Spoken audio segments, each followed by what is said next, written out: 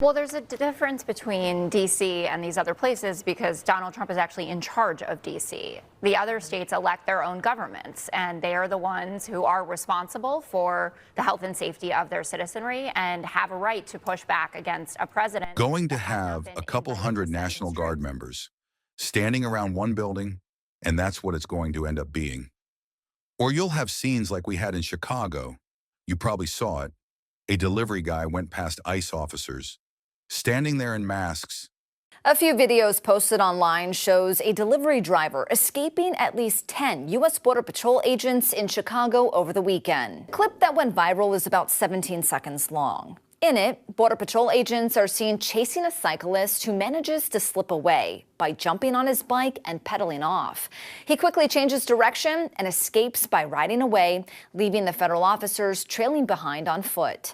The full video, also posted online, is about 28 seconds in length and shows a bigger picture of the altercation.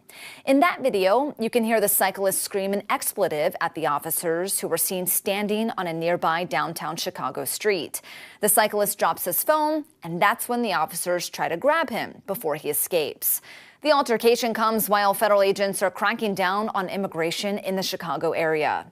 Donald Trump has never been about genuine leadership or tangible results. His entire political persona thrives on spectacle and stagecraft. That's why his administration, and now his shadow campaign, look less like a government and more like a Fox News casting call. And when you fill a government with cable news pundits instead of serious policymakers, you get cable news results. Loud, shallow, dangerous. And that's exactly why Trump canceled all his planned events, just to indulge Pete Hegseth's reckless stunt. A move so absurd, so ill-conceived, that senior generals across the country are literally laughing in disbelief. And before we go further, let me stop right here. Pushback Network only exists because of you. Subscribing, which is totally free, is the only thing that keeps this channel alive. We don't have billionaires. We don't have Fox News money. We have you. If you believe in holding Trump accountable, if you believe in pushing back against this kind of madness, then hit subscribe right now, because without you, Pushback Network does not survive. Now let's break this down. Trump and Hegseth staged a spectacle, deploying militarized forces into blue cities under the false banner of security. Jessica Tarlov put it plainly. Trump doesn't run Illinois. He doesn't run Oregon. He doesn't run any state but Washington, D.C., and yet he sends in troops anyway. That's not protecting Americans. That's authoritarianism. And then comes the most ridiculous stunt of all. Pete Hegseth ordered the U.S. military's most senior generals and admirals from across the globe to drop everything and fly to Virginia. Well, there's a difference between D.C. and these other places because Donald Trump is actually in charge of D.C. The other states elect their own governments, and they are the ones who are responsible for the health and safety of their citizenry and have a right to push back against a president that has not been invited to send his troops. And he's already been overruled by a court for what he did in Los Angeles, where they said you can send them, but they can only guard that building. So we're going to have a couple hundred National Guard members standing around one building, and that's what it's going to end up being. Or you'll have scenes like we had from Chicago. I'm sure you guys saw a delivery guy went by ICE officers that were standing there wearing masks just in the middle of the day, a nice kind of, fall day in Chicago, and I think he yelled F Trump at them, and then you see them chasing him down the street, and he gets away. And that's what a lot of people think is going on here, that it is unnecessary, and that doesn't mean that there isn't a way to work together, maybe, on the south side of Chicago. But in Oregon, I trust the AG there who says we have enough people to deal with this, and they have been dealing with it for several months. President Trump and the administration want to normalize militarized cities. They've talked about it. It doesn't bother them. It doesn't bother Jesse. He would, if we walked outside there, he wouldn't be upset if he saw a militarized New York City. Kathy Hochul put the guard in the subway, and you didn't have a problem with that, did you? Kathy Hochul is in charge of New York State. Donald Trump is not in charge of Oregon or in charge of Illinois, but he doesn't seem to understand that. Retired Lieutenant General Mark Hertling slammed it as insulting, condescending, and pointless. These men and women already live by the Constitution. They don't need a Fox host turned defense secretary to lecture them on values they've sworn their lives to. But Hegseth did it anyway, pulled commanders off their posts, left critical missions unmanned, all for a pep rally. It's tiring to look out at combat formations, or really any formation, and see fat troops.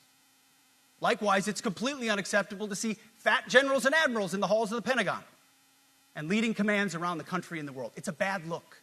It is bad, and it's not who we are. So whether you're an airborne ranger or a chairborne ranger, a brand new private or a 4-star general, you need to meet the height and weight standards and pass your PT test.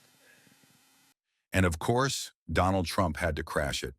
He showed up at Quantico unannounced, throwing the entire operation into chaos. Generals feared they were being called in for mass firings. Instead, Trump delivered a low-energy, rambling, nonsensical speech, talking about positive things. About the military being in great shape, generals sat stone-faced, confused, unimpressed.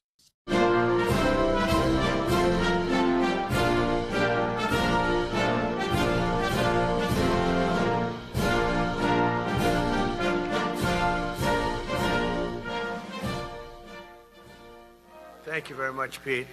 Great job you're doing, too. Fantastic job. I've never walked into a room so silent before. This is very... Oh, don't laugh. Don't laugh. You're not allowed to do that. You know what? Just have a good time. And if you want to applaud, you applaud.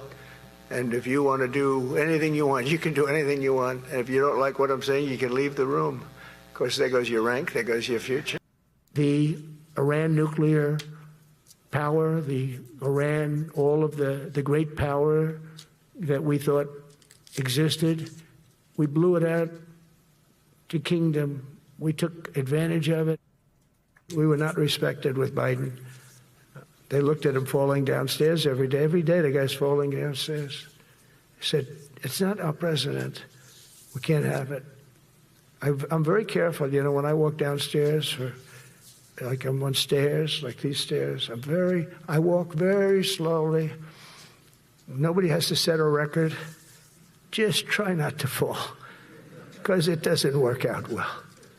A few of our presidents have fallen, and it became a part of their legacy. We don't want that. You walk nice and easy. You don't have to set any record. Be cool. Be cool when you walk down, but don't bop down the stairs. So one thing with Obama, I had zero respect for him as a president, but he would bop down those stairs. I've never said, da-da-da-da-da-da, bop, bop, bop. He'd go down the stairs, wouldn't hold on. I said, it's great. I don't want to do it. I guess I could do it. But eventually, bad things are going to happen. And it only takes once. The Department of War, I love the name. I think it's so great. I think it stops wars. The Department of War is going to stop wars. And it's hard. You know, they make up a statement and they said, you say it. We had 25 people that said he never said that.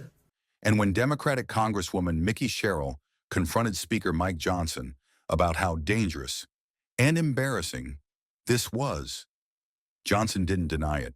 He couldn't. Because there is no defense, no excuse. The president is unhinged. He is unwell. What are you doing? A lot of folks on your side are too. I don't control. Oh my God, please. That performance in front of the generals, I didn't see it. is so dangerous. You know I serve on foreign affairs and appropriations. This is a collision of those two things. Our allies are looking elsewhere. Our enemies are laughing. I just left you the have a speaker's, president who is unwell. Pulling top generals away from their posts just so Pete Hegseth could rant about fat generals and Trump could soak up applause is reckless beyond measure. And this, friends, this is why Pushback Network exists, to call it what it is: chaos, theater, a danger to American democracy, and we need you more than ever. Subscribing is free, but it is the only thing that keeps us going. Hit subscribe, smash like, share this video with someone who needs to see it. Silence is not neutral. Silence is surrender. And if we stay silent now, we will lose our democracy. This is the time to push back, hard, because once it's gone, it's gone. So subscribe, like, share, raise your voice, because together we push back.